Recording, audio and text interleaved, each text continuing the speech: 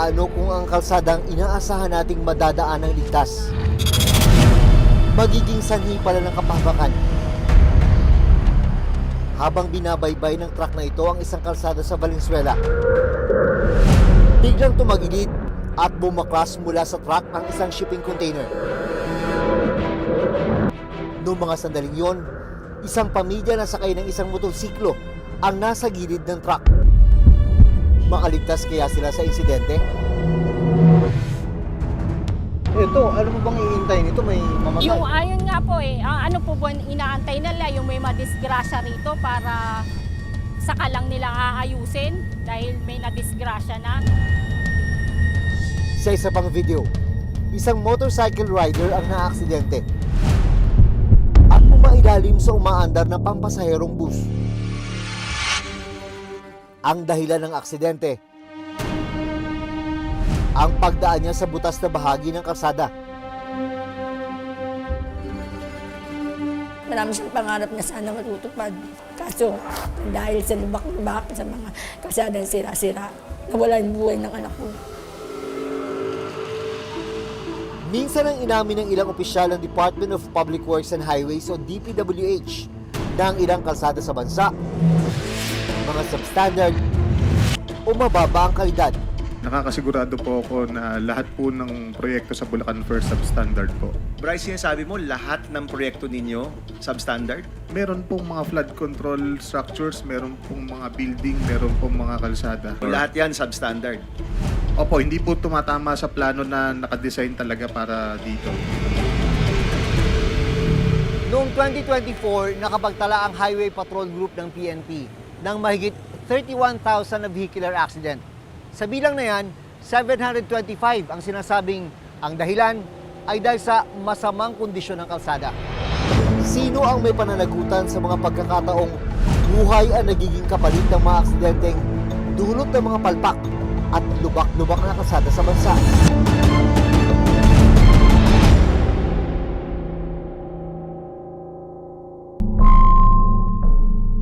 Bandang alas 3 ng hapon noong November 20, 2025, isang 12-wheeler truck ang bumabaybay sa kalsadang ito sa barangay Ugong, Valenzuela City.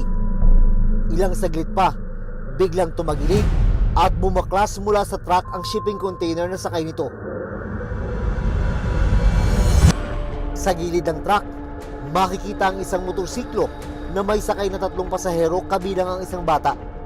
Sa pagbagsak ng shipping container,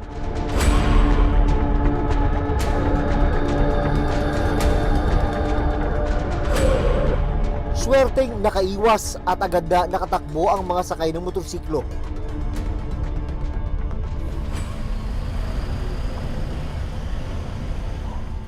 Natuntun ng reporter's notebook ang driver ng motorsiklo, si Marlon Caballero. Kwento niya, angkas niya noon sa motor ang kanyang mag-ina nang tumagilid ang shipping container. Kung didiretsuin ko kasi Mindanao Avenue, mapapalayo kami ng asawa at anak ko. Yang ginawa ko, sumorkat na lang ako dito, along papunta rito sa may mapulang lupa. Ngayon, nung papasok na ako doon, na-corner ako ng container van. Naunang pumasok kasi yung container van, tapos ako pumunta ako dito sa may gilid niya, sa may gilid. Nakain kasi lahat ng container van yung linya. Kaya nung napagilid ako, huminto na ako, pinauna ko na yung container van.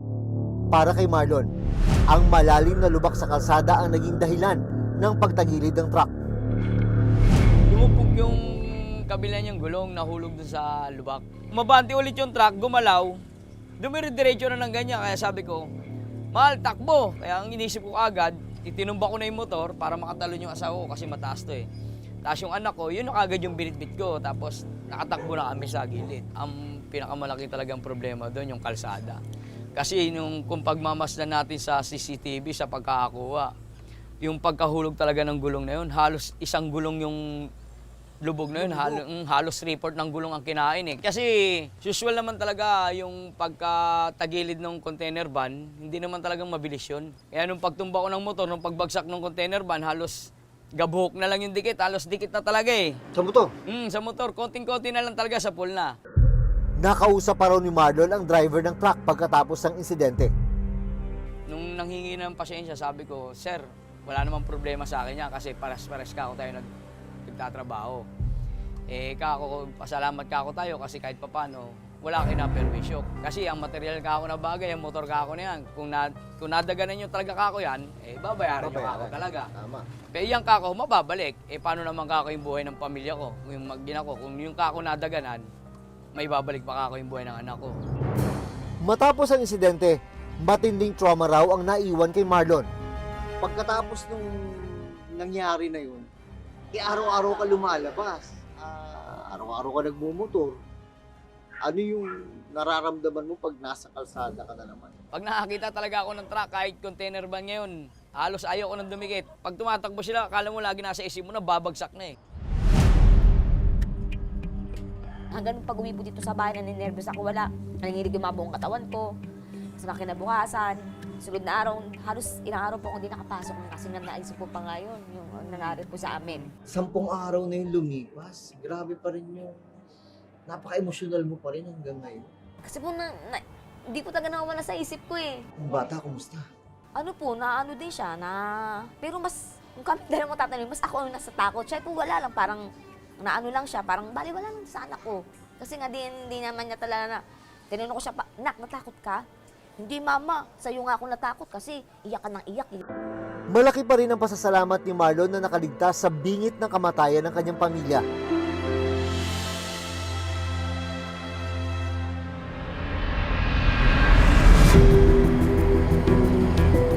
Nandito ako sa Tatalon Street, Barangay Ugong, Valenzuela City. Dito nangyari yung insidente noong November 20, kung kailan bumagsak yung shipping container na dala ng truck. Ito na ngayon yung itsura ng kalsada, mahigit 1 linggo pagkatapos ng insidente.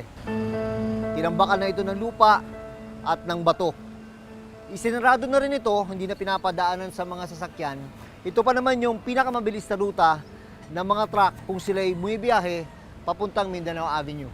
Bago nangyari yung insidente noong November 20, sabi ng mga taga rito, marami na rin silang nakitang mga truck na nabalaho dito sa napakalaking lubak ng kalsada. Ito, nakatakip na ito ng tinambakan na ito ng bato at lupa, pero makikita pa rin talaga kung gaano kalalim. Nakausap ko ang may-ari ng isang tindahan na nasa kanto lang ng kalsada. Nakita ko may nakabagsak na, tas muntik nang matamaan yung kasamang anak at saka asawa. Narinig mong kalabog? Oh, malakas Lakas. yung Kaya nagsigawan kami. Ninervyos na ako nung time na yun kasi biglang bumagsak. Sabi ni Yoli, hindi ito ang unang pagkakataon na may nabalahaw at na-aksidenteng truck dahil sa malalim na lubak sa kalsada.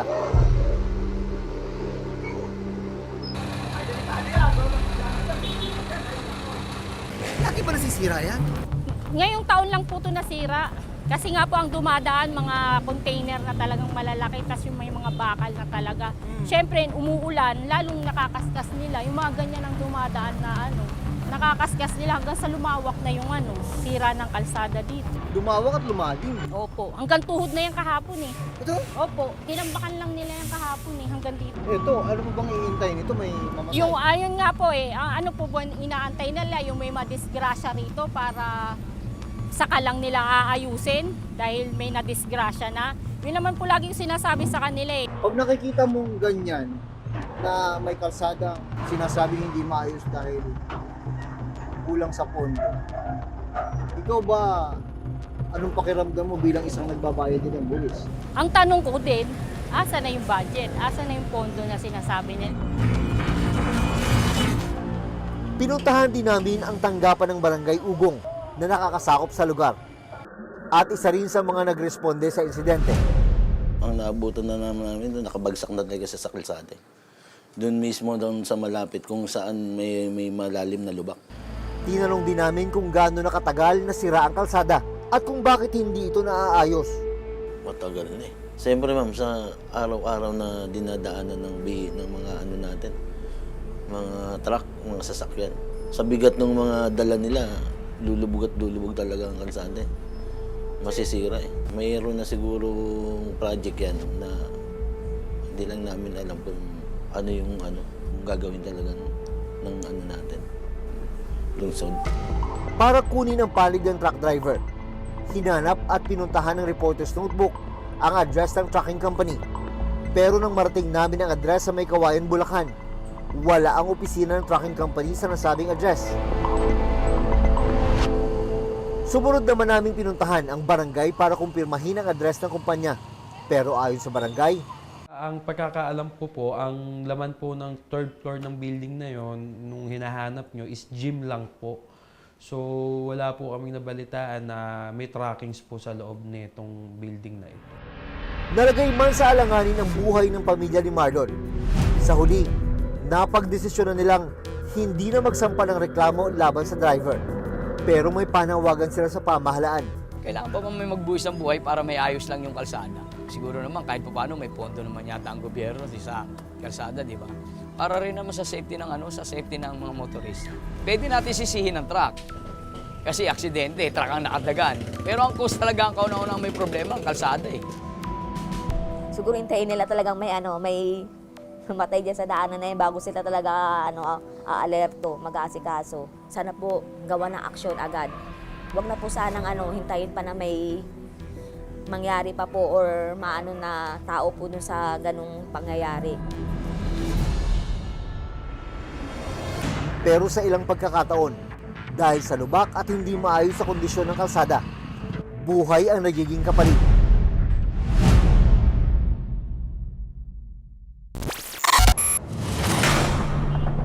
Mag-aalas 6:30 ng gabi ng November 22.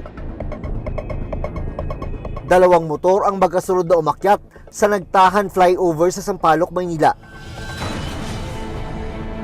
Makikita rin sa video ang isang bus na paparating. Pero ilang segundo lang ang nakalipas, bigla na lang nawala ng kontrol ang isang motorsiklo.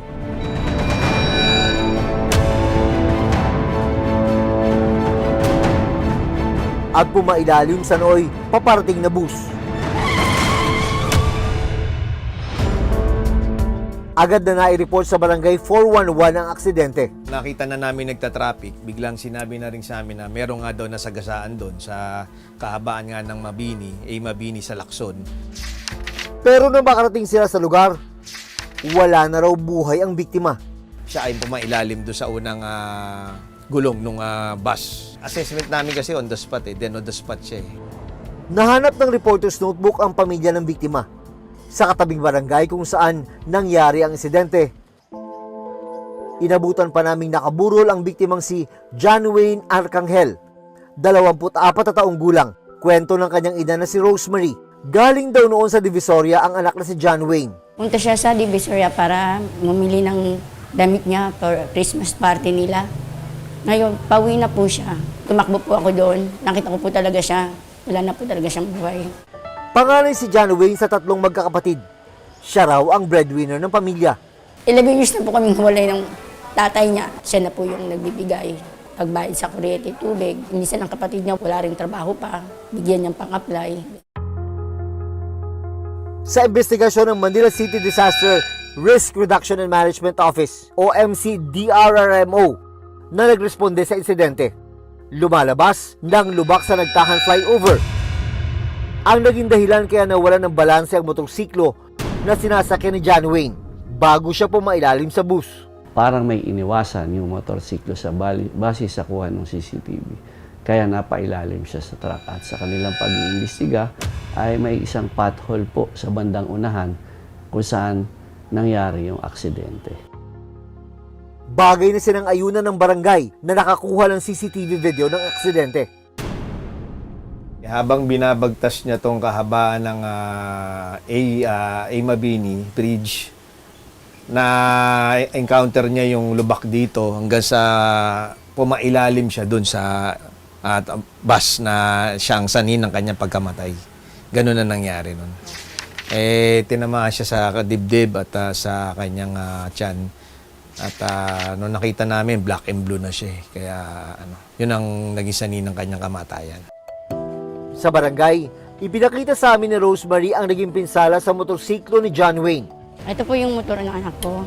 2 months pa lang po sa kanya itong motor na ito. Kasi pangarap niyo pa talaga ito dahil kaya nagamit sa trabaho. Ito lang po yung naging damage ng motor niya. Sabi ng MCDRRMO, noong una, inaresto ang driver ng bus na nakasagasa sa biktima. Pero pag-amin ni Rosemary, kalaunan, nakipag-areglo sila sa driver ng bus. Naawa rin po ako sa driver eh. Matanda na. Mas pinisisi ko po yung lubak na yon. Kung wala yung lubak na yon, hindi siya madidisgrasya. Kahit ang tao maingat kung may mga sira-sirang kalsada, talaga, disgrasya talaga. Inikutan namin ang lugar na pinangyarihan ng aksidente. Isang linggo makaraan ng insidente, inabutan naming may asfalto na ang bahagi ng nagtahan flyover. Agad din po ito inaksyonan ng Engineering Department sa North Sector po ng DPWH na nakakasako po ng pagme-maintain ng mga flyover po na to. Masakit para kay Rosemary ang biglang pagkawala ni John Wayne. Mas mahirap pa raw tanggapin na dahil lang sa simpleng lubak sa kalsada, buhay ng kanyang anak ang biglang nawala. Marami siyang pangarap. Marami siyang pangarap na sana matutupad. Kaso, dahil sa lubak-lubak, sa mga kalsadang sira-sira, nawala yung buhay ng anak ko.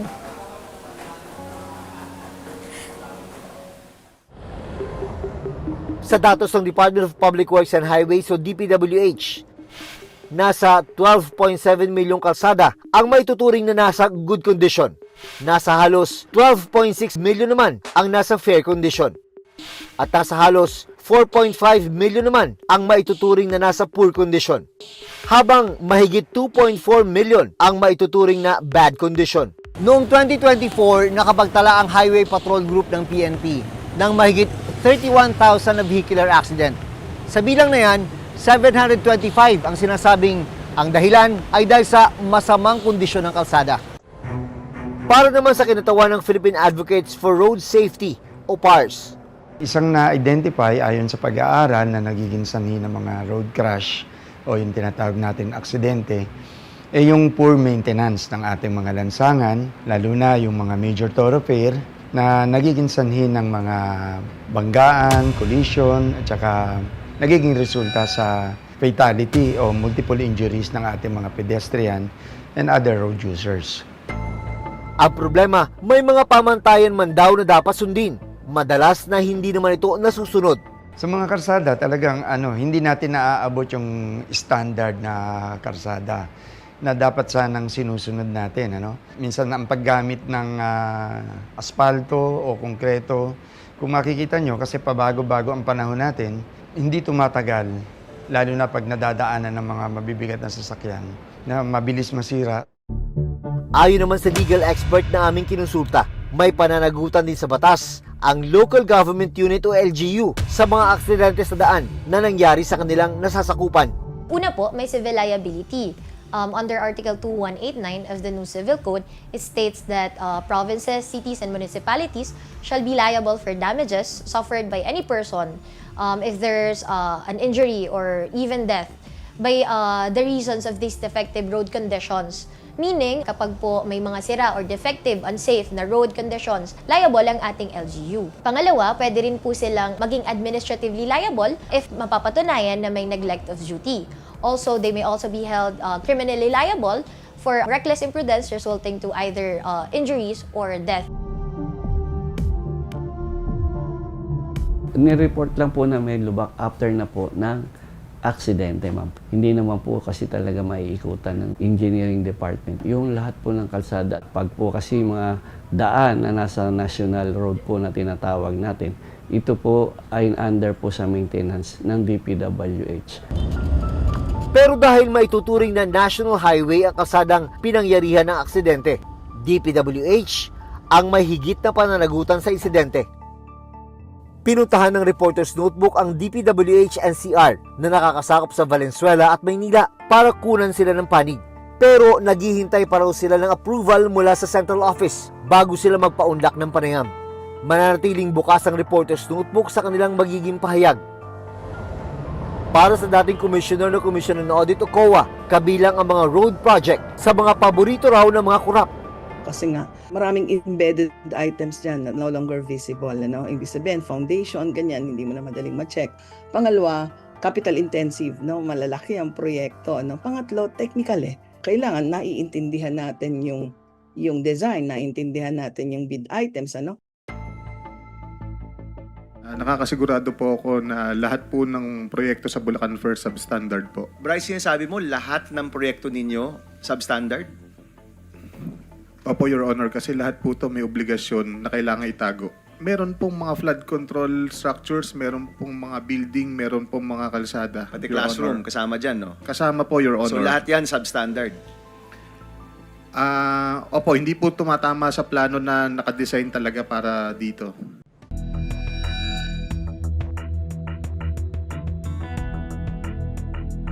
Sa isang pagdinig sa Senado noong September, mismong si former DPWH Assistant District Engineer Bryce Hernandez ang nagsabi, substandard ang lahat ng infrastructure projects sa 1st District ng Bulacan mula 2019 hanggang 2025. Ang tanong, ano nga ba ang modus na ginagawa ng mga tiwali? Ilalagay mo kanyari sa specs yung pinakamahal, pero actually ang ilalagay mo ay yung pinakamababang presyo. Eh di syempre, pag natabunan na ng simento at hindi na yan makikita, di ba? Pangalawa, yung thickness. Tapos kung minsan, dinadaya din yung width o yung length. Sometimes, ino-overprice yung mga bid items. Yung presyo ng simento, presyo ng buhangin, di ba? Sa unang naging pahayag ni DPWH Secretary Dean Sison, sinabi niyang may ginagawang paraan na raw ang ahensya para maiwasan ang mga anomalya sa infrastructure projects. Tinignan natin yung mga presyo ng mga materyales ng DPWH. And dun sa overprice, syempre, yun na yung paraan para kumubra. Diba? Para magnakaw. Diba? Overprice eh. So sabi ng Pangulo, baguhin mo na yan. So, through the help of our, yung mga magagaling natin, kamukha yung bago natin undersecretary doon, nabago natin, napababa natin yung presyo. And unprecedented yun. Hindi pa nagagawa to ever, I think.